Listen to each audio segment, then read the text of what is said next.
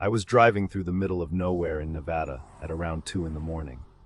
I had been on the highway for hours, and there were no other cars, street lights or houses anywhere. Just endless desert and a sky filled with stars. My phone had lost service, but my GPS was still working. So when it suddenly told me to turn left, I slowed down. There was a narrow dirt road disappearing into the darkness. It didn't even look like a real road, but my GPS showed a gas station nearby. And my fuel was getting low. I decided to take the turn. The moment my tires touched the dirt, my GPS changed. Instead of showing the gas station, the screen displayed, "You are almost home." I laughed nervously. Home? I don't even live here. I kept driving. Tall weeds scraped against my car, and old telephone poles stood along the road without any wires. Then my headlights caught a wooden sign. Morrow Road. A few seconds later, I saw another population. There wasn't supposed to be a town out here. Then I saw a white farmhouse sitting alone in the darkness. A porch light was glowing and a car was parked outside. I felt relieved for a second. Then I noticed the car. It was exactly like mine. Same color, same model, same dent on the rear bumper. I stopped and stared at it. My headlights illuminated the license plate. It was my license plate. Before I could process it, the other car's headlights turned on. The porch light went out. I immediately threw my car into reverse. But when I looked behind me, the dirt road was gone. I grabbed my phone and tried calling someone. No signal, then it buzzed. A message from an unknown number appeared. "Don't go back to the house." Before I could respond, another message appeared. "You already did once." I dropped the phone and pressed the accelerator.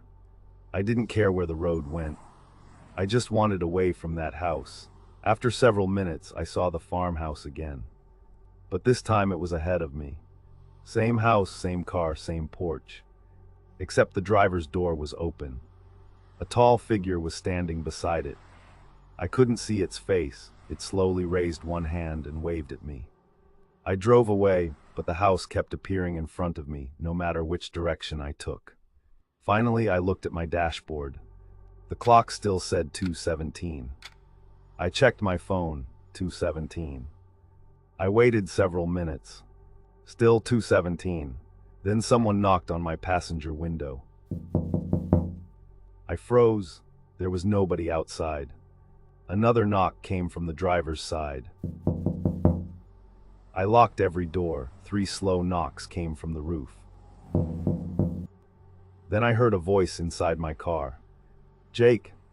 It sounded exactly like my own voice. I looked toward the back seat. Empty. The dashboard lights suddenly went out. Then the passenger door unlocked by itself.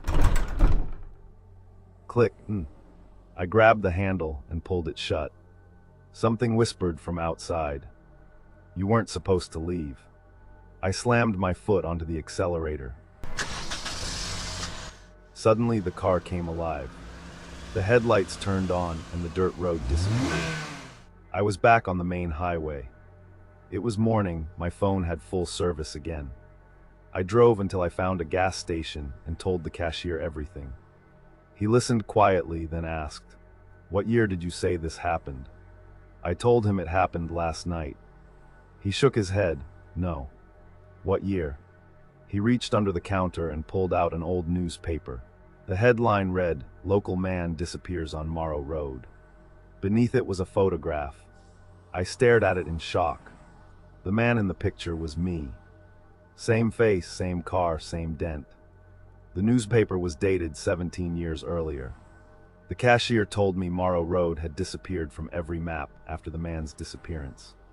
I slowly looked through the window. A blue car was driving along the highway. It looked exactly like mine. The car stopped. The driver's window rolled down. I watched the driver turn toward me. It was me, but older. Much older. He stared directly at me and slowly raised one hand. Then he waved, and my phone buzzed. Another message from the unknown number appeared. "Next time, don't turn left." I looked back toward the highway. The blue car was gone, but somewhere behind the gas station I could hear a car engine approaching, and I already knew exactly what it was.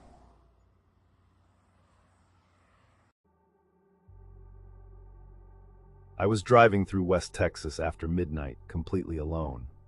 I had been on the road for hours and the highway was almost empty. No houses, no gas stations. Nothing except darkness and the occasional reflection of my headlights on the road signs.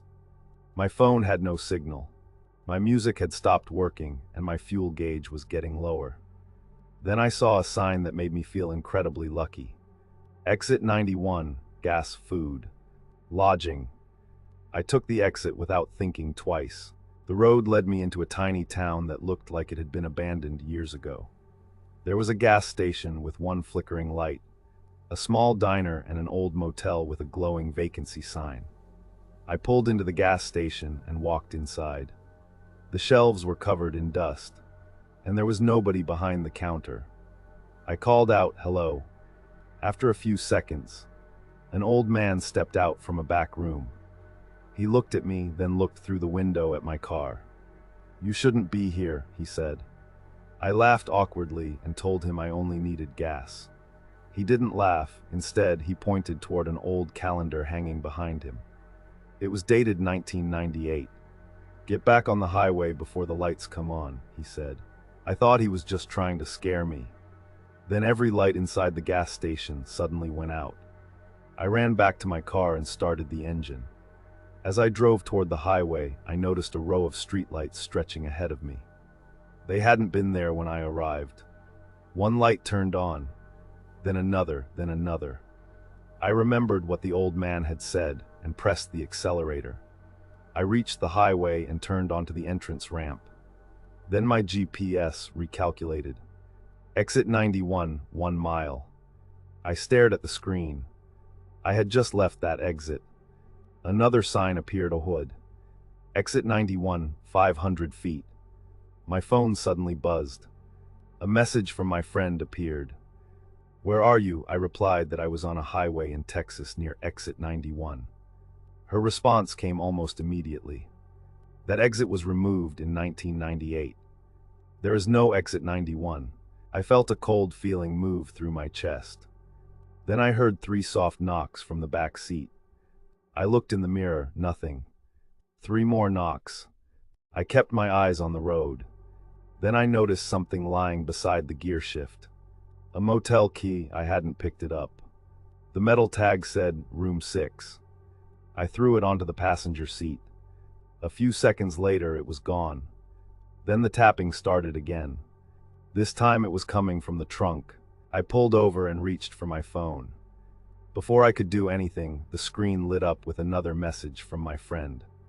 "Don't stop the car." I immediately started driving again. A motel sign appeared ahead. Exit 91 motel. Room 6 reserved. I blinked and the sign disappeared. Then I saw the gas station again. The same flickering light, the same dusty windows, and the same old man standing outside. But this time he wasn't looking at me. He was staring directly at my back seat. I looked in the mirror. A girl was sitting there. She was wearing a red jacket and staring at me without saying anything. I almost lost control of the car. I turned around for 1 second. The seat was empty. When I looked forward again, the old gas station was gone. I was back on the highway. I drove as fast as I could until sunrise. I finally reached a busy truck stop and pulled over.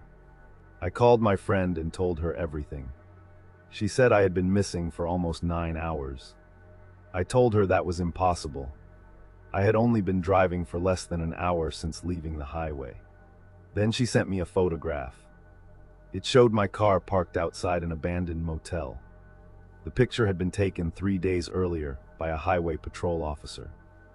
I searched for the motel online and found an old newspaper article. In 1998, a gas station, diner and motel had burned down. 6 people had died. The article included a photograph of the victims. I stared at it until I saw the girl in the red jacket. It was the same girl who had been sitting in my back seat. I closed the article and tried to forget everything. But when I checked my car later, something was sitting underneath the passenger seat. The motel key. Room 6, I picked it up with shaking hands. On the back, someone had scratched 3 words into the metal. "You missed me." I threw the key into a trash can and drove home. That night, I woke up to the sound of my phone buzzing. I opened it and saw a location pin from an unknown number. I stared at the screen for several seconds. The location was in Texas. The name underneath it said, Exit 91. Then another message appeared. "The girl is still waiting." I looked toward my bedroom window. Far away, somewhere beyond the darkness, I heard a car horn. Then I heard 3 slow knocks on my bedroom door. I was driving through rural Pennsylvania late at night when my car suddenly broke down. I had taken a wrong turn off the interstate, and according to my GPS, I was somewhere in the middle of nowhere. There were no houses, street lights, or other cars, and just thick forest surrounding the road. My phone had almost no battery, and there was no signal. Then, through the rain, I noticed a warm porch light between the trees. I grabbed my flashlight and started walking toward it, hoping someone could help me. After what felt like 20 minutes, I reached an enormous farmhouse hidden between the trees. The front door was slightly open. I knocked and called out, but nobody answered. I stepped inside. The house was strangely warm.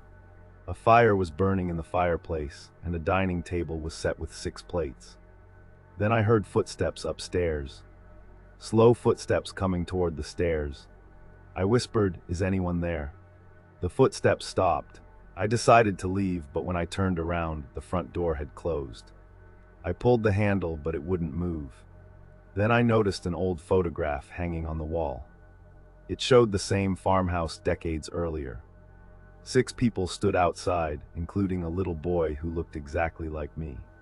Same eyes, same smile, even the same scar above my eyebrow. I stood there staring at the picture when I heard footsteps coming down the stairs. I ran into the kitchen and found another door. It led to a hallway filled with rooms. The house seemed far larger inside than it looked from outside. I pulled out my phone and turned on the camera flashlight. That's when I noticed something terrifying. On my phone screen, 6 people were standing behind me. I spun around, nothing. I looked at the screen again. They were still there. I dropped my phone and ran. I found a bedroom and locked myself inside. 3 slow knocks came from the other side. I stayed completely still. Then a child's voice whispered, "You left us here." I whispered, "I don't know you." The voice answered, "You will." The doorknob slowly began turning. I looked around and saw a window. I climbed through it and ran into the rain. After what felt like forever, I reached the road. My car was sitting exactly where I'd left it, but the engine was running. I jumped inside and drove away. A few minutes later, I reached a gas station and told the cashier about the house. He asked me to describe it. When I finished, his face went pale. "There aren't any houses on that road," he said. I checked my phone and discovered the camera had still been recording. I opened the video. The footage showed me walking through the farmhouse. But I wasn't alone. 6 people followed me through every room. They stood silently in doorways and watched me from the stairs. Then the little boy from the photograph walked directly toward the camera. He stopped close to the lens and whispered, "You forgot us again." The recording ended. I deleted the video and never told anyone. Almost a year later, while cleaning an old storage box, I found the photograph again. I had no idea how it got there, but the picture had changed. There were now 7 people standing outside the farmhouse. 6 adults and the same little boy. I looked closer and saw someone standing behind the trees. It was me, but much older. I turned the photograph over. 5 words had been scratched into the back. "Next time, don't leave us." That night, I woke up to 3 knocks on my apartment door. I stayed completely still. 3 more knocks came. Then a child's voice whispered from the hallway. "You're late." I looked beneath the door. A thin line of warm light was shining through, and from the other side I could hear a fireplace burning.